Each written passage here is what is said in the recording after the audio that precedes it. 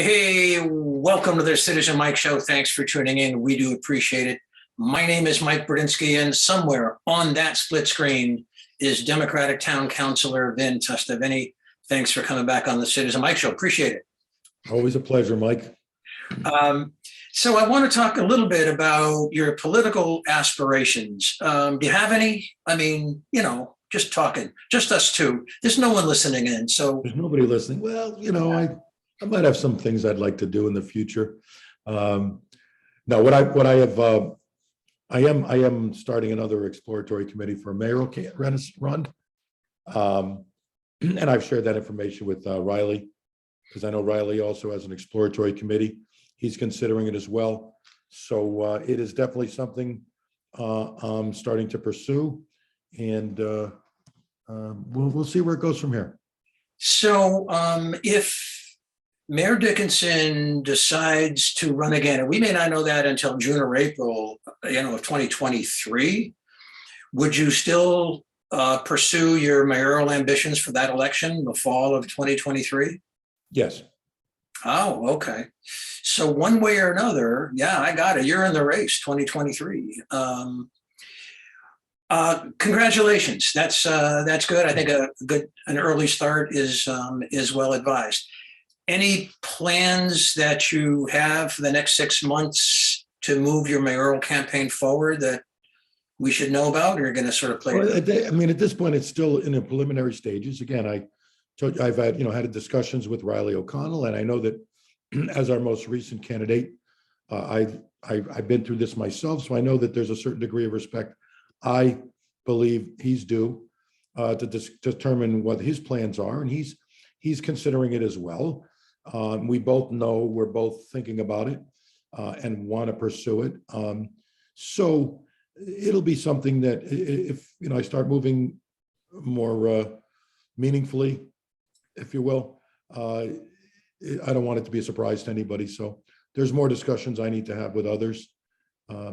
But for myself, it's something I am very interested in, and I do want to definitely let everybody know it's on the table and proceed accordingly.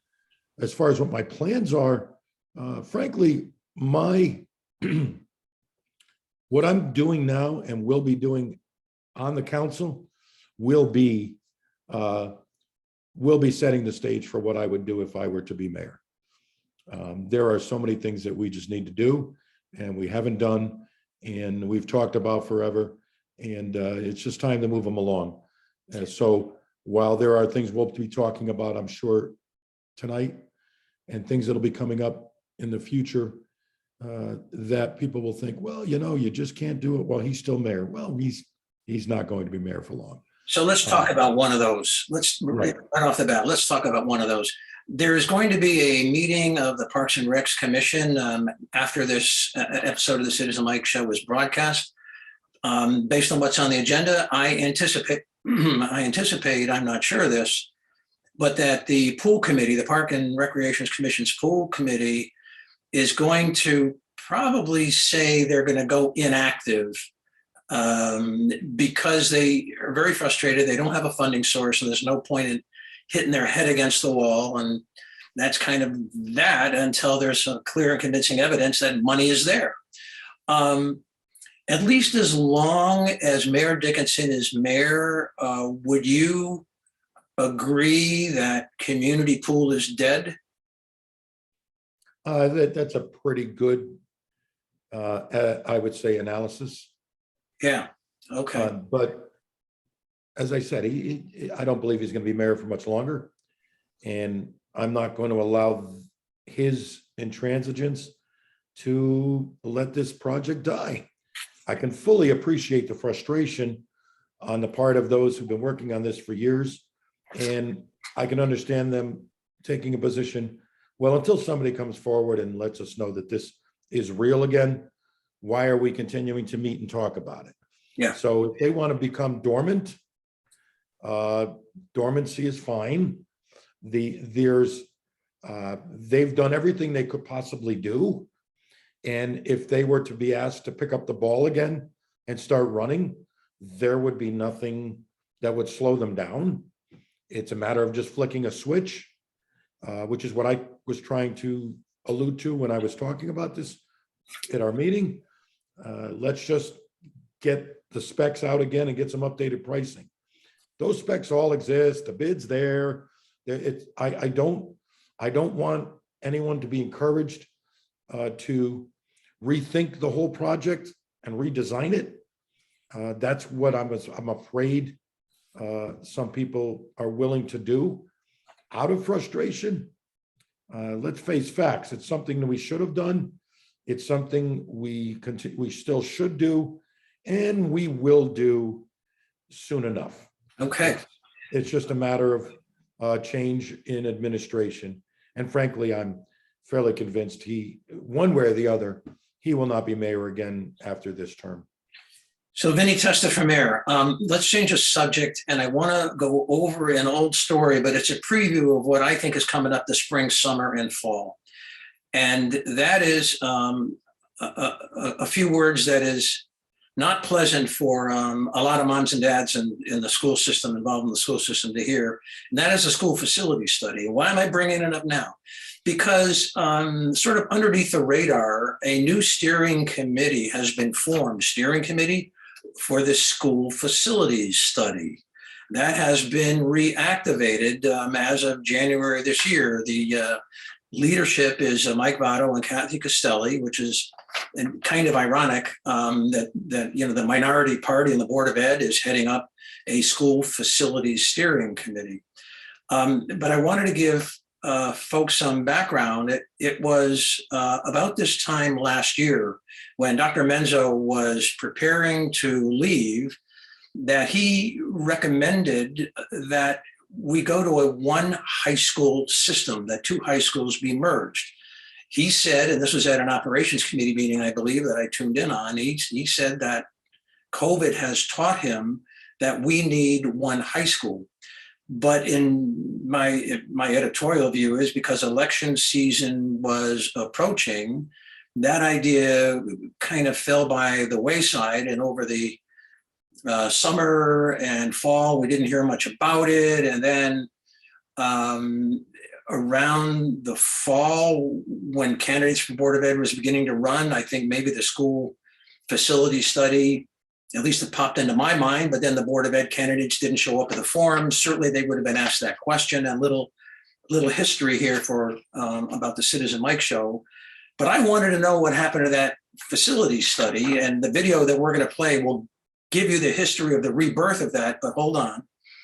So I asked some folks to come on and explain what happened to that one high school versus two high school issue. It seemed to have died.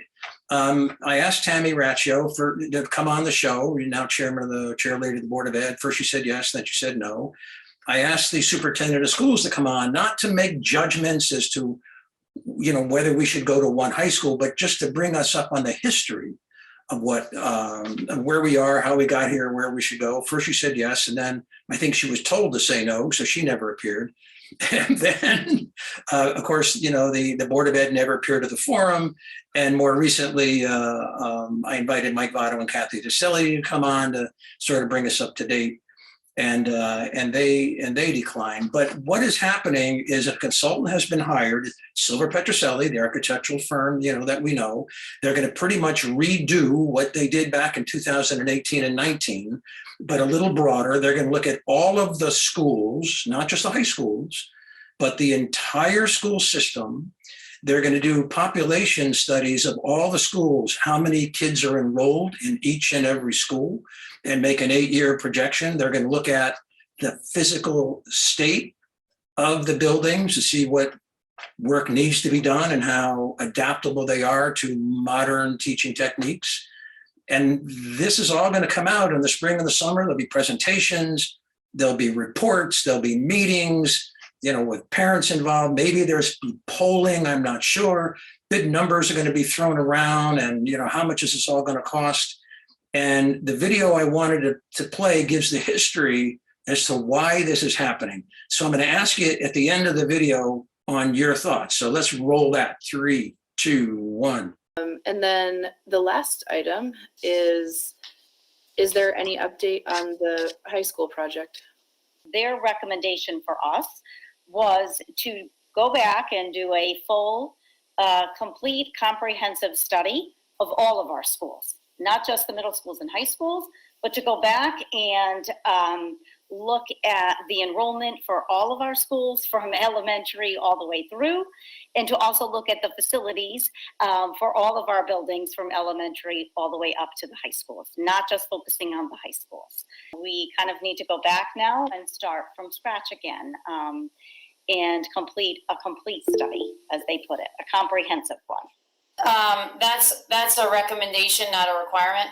So that was the strong recommendation that they had given us. I think we need to go into them and say, this is what we're doing. If we leave it open, we're just leaving it open for more years and years and years of no decision making. I think the board, whether it's me on the board or it's the new board, the board needs to go to the state and say, this is what we are doing. Review the plans. Tell us what you're going to reimburse us for, because otherwise we're just dragging our feet and making no decision. And honestly, if the board says we're not doing anything and that's the decision they make, at least they're making a decision. But at this point, I mean, it's been 4 years and there's still no decisions made. 4 years and however much time wasted. I think we need to stop going to the state and asking them for permission, and we need to go to the state and tell them what we're doing. One of the things that Mr. Petra said on the call is that by having a master plan of what you're going to do with all your schools, it allows you as a community to take emotion out of it. And it pretty much, once you've done that type of a study, the handwriting's on the wall of which way you should go. Schools are in rough shape, and our students, deserve better. Our teachers deserve better. We're just wasting time and money on aging infrastructure and aging buildings that we don't need to be wasting. We're wasting money on a Lyman Hall softball field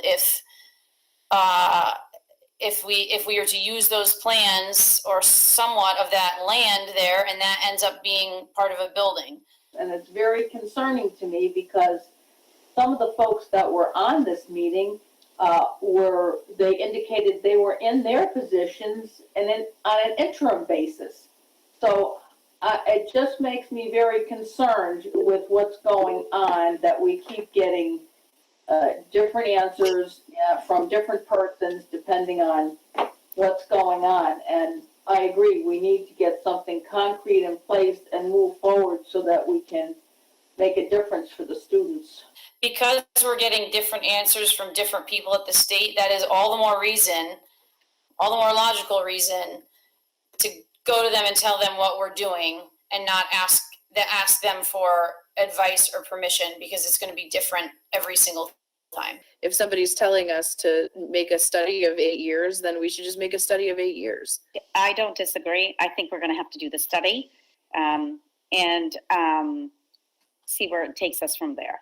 And just to give you an idea, it could run us anywhere between, estimate of course, 175,000 to 225,000. So Vinnie, the bids went out for this consultant to do the study that the state had suggested, and the actual cost came back at $79,000, a lot less than what the superintendent thought. It's very interesting that the state of Connecticut has absolutely no paper trail of this conversation that the Board of Ed was discussing. There's absolutely no paper trail at the state that says we told Wallingford to go out and do this comprehensive study. It's very odd how decisions are made. And at any event, any reaction to this rebirth of the school facility study? Well, I think it's a little too soon to have a strong opinion on it one way or the other. I mean, if they're not prepared as a board, as an administration, to make recommendations, then they need to do whatever they need to do to be able to make those recommendations. If it requires another study so that they're comfortable in presenting something to the town and the state, and it requires it, then that's fine. I'm okay with that. But they have to make a decision. And if this is what it's going to take for them to do that, then Okay, I'll be patient and wait for that. I do think it makes sense. Again, we always tend to do things not completely in this town. It makes sense to look at the whole system and see what's going on. And I think what this indicated to me, though, what triggered in my head was perhaps there's some consideration over looking again at the reconfiguration of the elementary schools that had been done a few years back. So they could be saying, given the enrollments, given this, that, and the other thing, if we're going to potentially make changes at the high school and or middle school level, would it make sense to also make changes at the elementary level? It seems to me that the type of things we're talking about are fairly drastic. Yeah. In scope. So it makes no sense to not consider the whole picture. And new superintendent, new administration, new board, if this is what's going to get us to a point where they can then make some suggestions and recommendations as to where we're going, then that's probably best. So this video that I showed is at almost 4 minutes, but it was from a conversation that was about 25 minutes. So obviously this is a collage of different clips all run together. I just wanted to state that again. I remember back in the fall of 2021, I had Riley O'Connell on the show, before the election. And I asked, rhetorically, Riley, talking about the school renovation project, the school facility study, in 2 years from now, are we going to be in the exact same position with no decision made? And the Board of Ed sort of avoiding or evading because they're uncomfortable with it and they just put it off. As Erin Corso said, as Erin Corso in this clip clearly, indicated, and she expressed her frustration. Riley said, yeah, we'll probably be in the same spot 2 years from now, but we'll hope for the best. Can I change the subject on here? I want to talk about ARPA. We've been talking about that a lot on the show. There's an item on the agenda on the 26th of April, Tuesday night, and it was an item to potentially approve applications for money for ARPA grants, and it was tabled. Why was it tabled? Where did you stand on that? And then I got another clip of you that I want to show in just a minute. Well, I believe, Sam made that recommendation. And I believe he wasn't alone in this feeling that we had just, as he said, we had just gotten all this information. You know what it's like to get something a day before the meeting and have to make decisions about it. And when we had asked for certain changes to be written up and some opinions to be sought and so on and so forth, we were under the impression we would receive all that probably a week ago, and having it all come to us the day before, without knowing we would have the consultant to talk to, I think it made sense to give us another couple of weeks to chew on it. That's really all it was. Because as the administration is chomping at the bit to get these applications out. Other people on the council have been anxious to do it just even if the only reason is to get a feel for what the need might be from the business and nonprofit community. So the idea was when these go out, they're going to come back. And I brought up a few things. I said, people need to understand that there's no guarantee. We may ask for more information. This is not the do all end all. A lot of people out there are expecting, and they've been given this impression by people that they get the application, they send it in, they're going to get a check. And so there's a lot of, maybes that we're still pouring over. And while there were quite a few, there was a lot of red lines, a lot of red type on those applications. And I think it was wise to not jump. That's all. By red line, I've been saying this for 3 months. We're on the case now, as I like to say, where we weren't before. And let's not let the administration's lack of action for 12 months lead us to be rash. Yeah. Let us be the adults in the room and get this done right. By red lines, I just want to clarify what you meant. Revisions. Additional, changes and revisions. Yeah. So you really weren't in a position, I wouldn't think, even if it wasn't tabled, to vote on it with all these potential.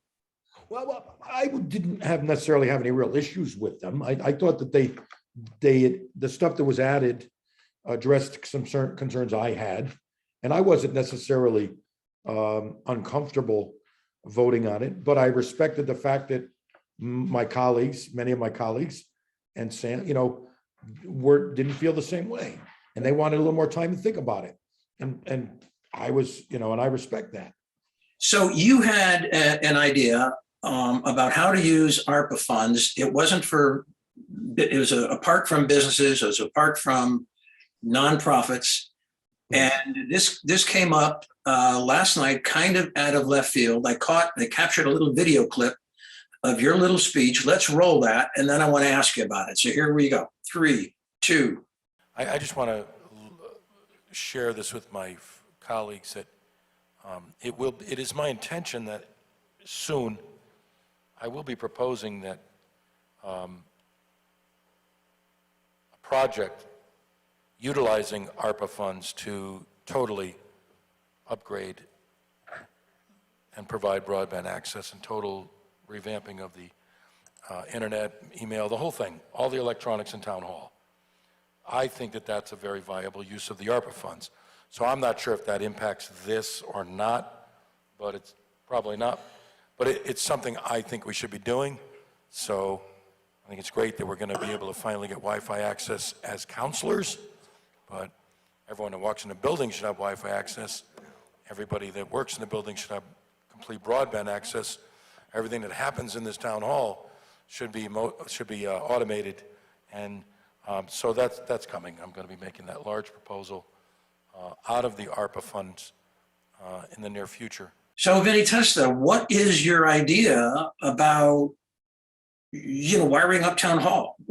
Walk us through how you would do that.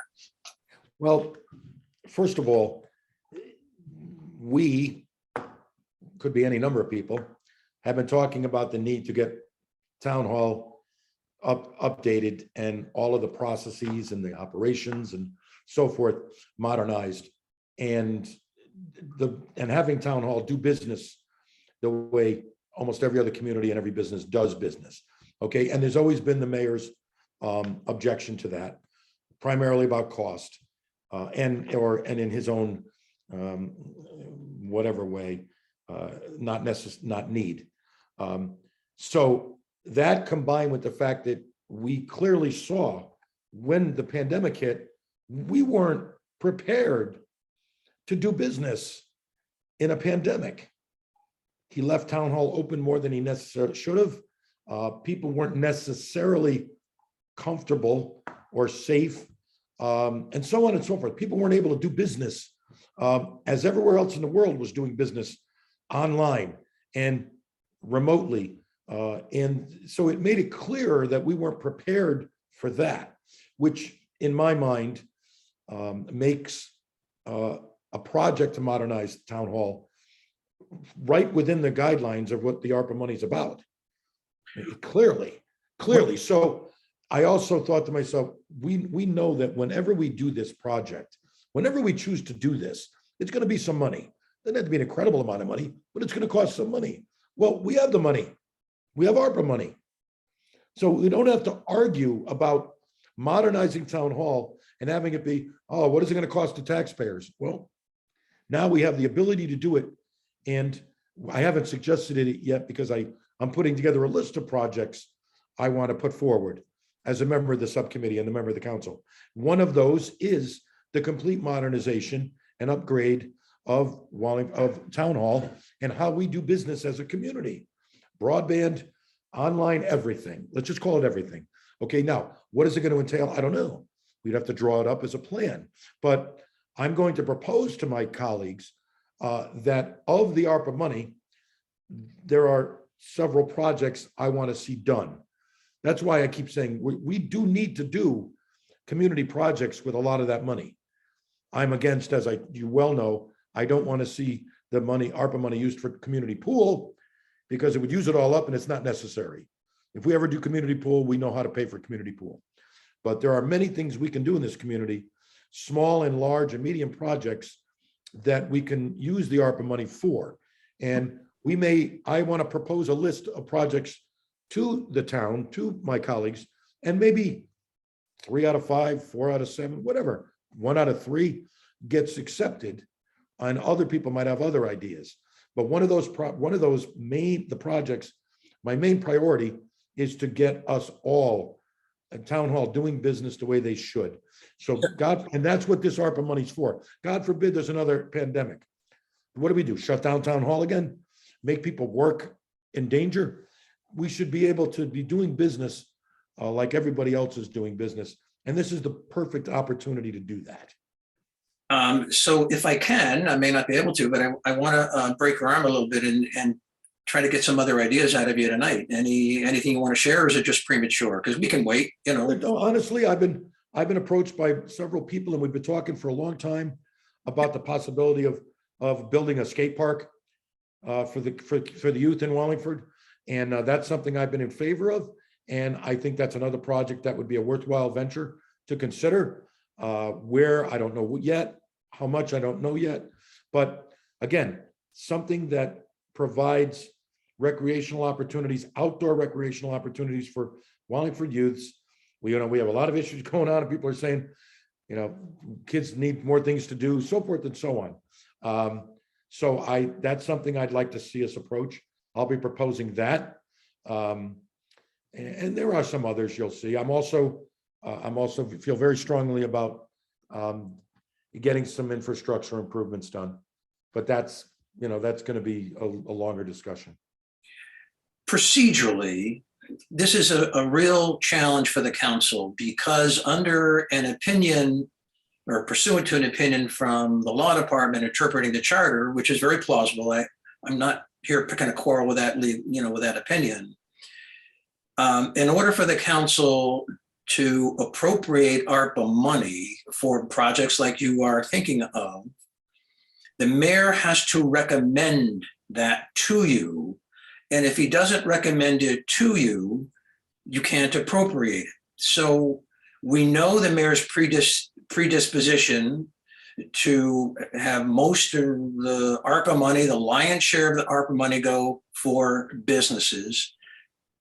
What tools, techniques, devices do you have to bring the mayor, over the line and get him to recommend some of the things that you're thinking about? I'm not sure, frankly, would ever get him to recommend anything.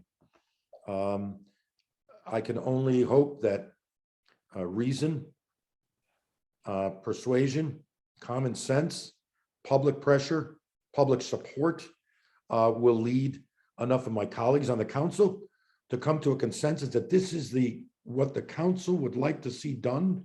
There are some councilors clearly that feel they'd be willing to go to court to challenge the mayor about the authority to allocate money out of the ARPA funds. So I think what we need to do is establish a vision, a plan for all that we could do, all that could be, without, in spite of the mayor. And if that requires getting it all set up and getting the support lined up, and then we have to wait an extra year, so be it. The extra year for him to be gone. That's what I think. And I don't keep saying this as if to say, because I'll be there. It very well could be Riley O'Connell, and it very well could be somebody else. But I'm convinced he's not going to be mayor again in 2 years. I'm convinced he's leaving. I really do believe that. But even if he doesn't, we'll beat him if we need to. But his time has come, and we need to stop. We need to stop stopping what we want to do because of him.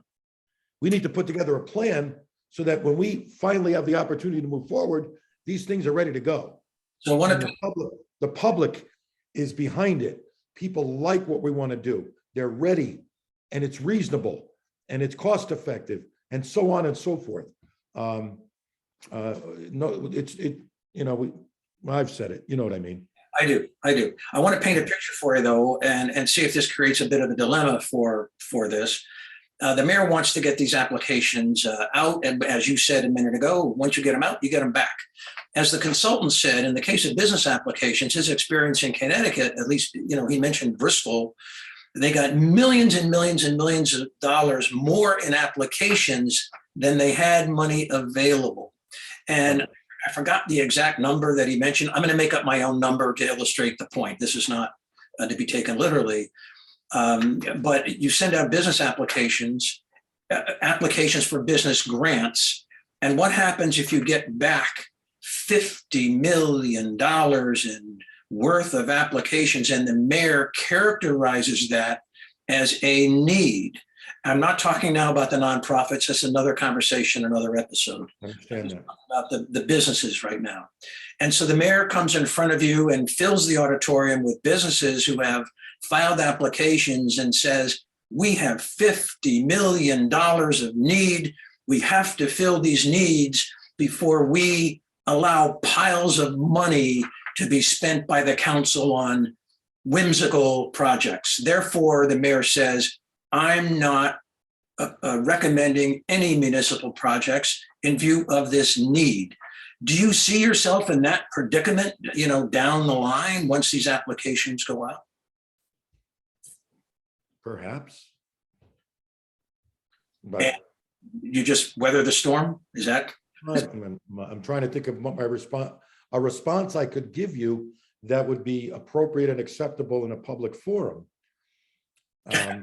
Okay. I guess on your show I can say bullshit, but because that's basically what it would be. Yeah. Okay. Frankly, and I've never, no one could ever accuse me of being anti-business in this community. And I've got a record, so I can go on my record. I can take positions with a history behind it. And I've spoken to business people already. I've had groups call me, and I've had people say, gee, we're looking to do this. And I said, well, follow the procedures. I can't really discuss, how decision-making is going to be made because I could be making the decisions, but I've just suggested follow the process, and so forth and so on. But, people have said to me, geez, we're thinking we could, an organization guy I was just talking to, and he said, we lost XYZ, and, we think, we think we should get $50,000. I said, okay. And then he goes, and then in the next breath, he said, and if it turns out we only get 25, so be it. But and I never said a word. Because it's inappropriate. I'm not going to be having inappropriate conversations. But my point is, people are going to come in. Maybe they're asking for the moon. Who knows? I've made it clear. I'm not looking to replenish people's bank accounts. I'm not looking to replace lost wages. We are now where we are. If a business can make a case, or an organization can make a case that our ability to be viable, to grow, our plans, our business plans, whatever it was, were interrupted. And due to our losses, we are now behind the 8 ball. And if we were given X number of dollars, we can get back to where we wanted to be and grow and be more viable, et cetera, et cetera. That fits in with what the consultant said. Okay. Investments versus loss coverage. And I know what you're saying. People could, those requests can come in. And there's really a very simple way to handle that up front. It's to designate, well, we have $500 million in requests. Unfortunately, we are only going to allocate $7 million for those requests. So what do? Do we give everybody something? Do we put a limit on every individual? These are all discussions we still can have. And we should be having deliberately over time. And in the meantime, let's get the information back and find out what the need's going to be. Sooner or later, There are going to have to be priority decisions made, some difficult, potentially. But I think if everybody realizes we're trying to be as fair as we can to everybody and try to, I think, meet the spirit of the law. And the spirit of the law, in spite of what certain people get up and continually try to remind us at meetings, what the spirit of the law was, the spirit of the law is that how can we benefit the community and help the community recover from the pandemic. And by that, and the business community is a big part of that, of course, but the whole community is also what they're talking about. So while one day I may say, let's give 40% here, 40, 30, when I see what all the needs are, when we see the projects might cost, maybe that's going to be different. But I think to shut out any portion this soon is unfair. Let me change the subject on you. We're going to make the final topic for discussion on the show. On Tuesday night, April 26th, there was some action that the council took with respect to what I call the Wooding-Caplan parking lot. Yeah. And it involved a transfer of funds. And I have a video clip of you in a very impassioned state, which we love to see because you're speaking with your heart when that happens, but you're in a very impassioned state. And you started your speech with, I don't know where this came from. That's how you started the speech. It's only about a minute and a half. We're going to show that clip in a second.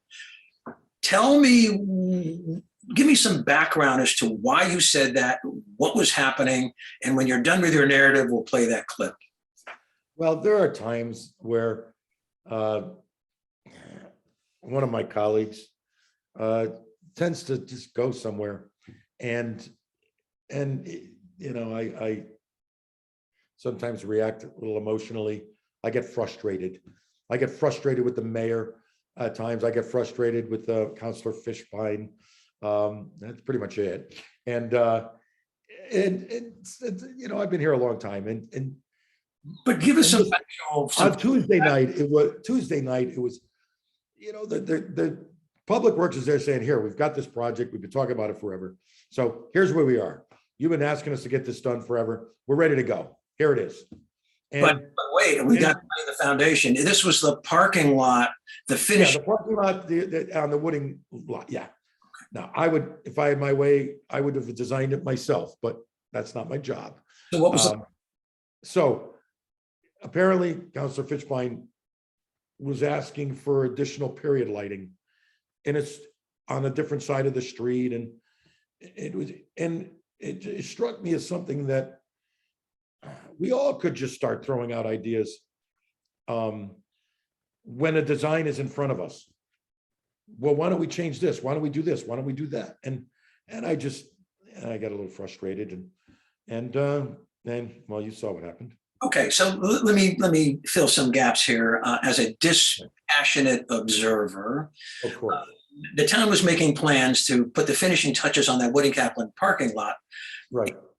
They went out to bid and they got some costs, and it was up to you guys to fund those costs with transfers and cobbling together other sources. And in the course of the discussion by the Public Works Director, it came out that there were 3 period light poles, period lighting on 3 stands, and there was some discussion as to where they would go.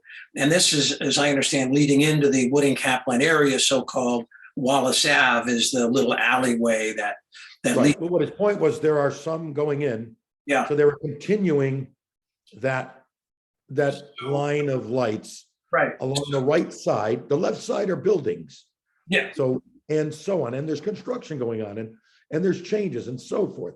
So I think what he was saying was, let's just add a little bit more of the same for continuity and make it look nice.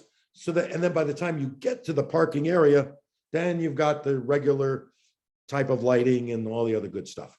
So the divide was, Rob Ultramitis, Public Works Director, described 3 lights. Craig Fishbein said, well, how about two more. Rob Altramitis really didn't have a problem with that. I was watching on TV.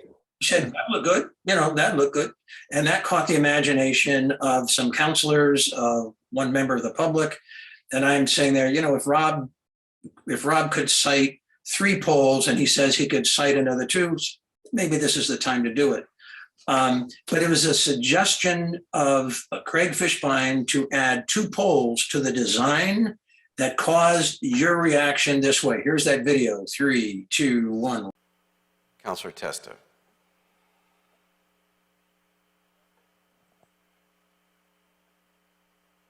I don't understand where this came from.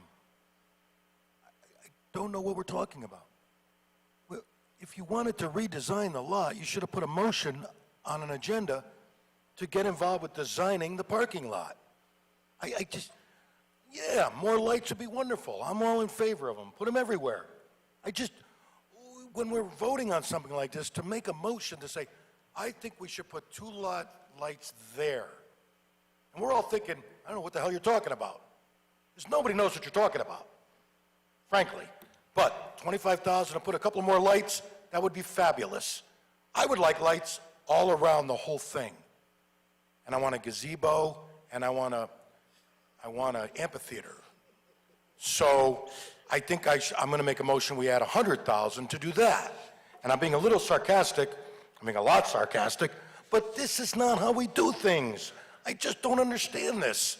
If you wanted to put more lights in there, we should have brought up a motion. I'd like to see the design of the lot. But tonight, to say, I want to add a couple of lights here, and we're all trying to picture where they're going to be. And we can't. We can't picture that. That's not how this is done. It makes no sense to me. So, Vinnie Testa, good job. As I said, we love you when you get passionate. What's the bottom line here? What are we going to see, and when are we going to see it? Well, it sounds like, we're going to go forward with the project. They're going to get it done. And I wasn't objecting to 2 more lights at all. As I said, they wanted to put 6 more lights. I would have said, great. If we had the funds and they wanted to do whatever, I was okay with that. That wasn't my objection. My objection was to the process. I don't know, maybe I'm just a stickler for doing things the right way. And our meetings drag on and on so often because, sometimes people just I don't know, they grandstand. You want to be the lot designer? Well, put in a bid, and become the lot designer. You want to talk about the actual design as a council, then put an agenda item on a meeting and let's talk about design. Well, as it turned out, you voted for those 5 lights. Sure, I didn't have a problem with the 2 lights. I had a problem with what he was doing, and I got frustrated. And okay, I'm getting cranky in my old age, Mike. So Wooding-Caplan is going to be finished, complete, wrapped up in a bow. Based on the description, it's going to look really good. It's going to have 2 lights, not 5. Even though the council voted for 5, you can't force that down the mayor's throat. And that ends maybe the saga of Wooding-Caplan. That bring it to an end. It's sure for now. Yeah. Okay. Hey, let's build something there. Oh dear. That was a joke. I'm not proposing that. Let's make that the final word on the Citizen Mike Show. Vinnie Testa, good luck on the campaign trail, which is now bigger than we thought when we started the show.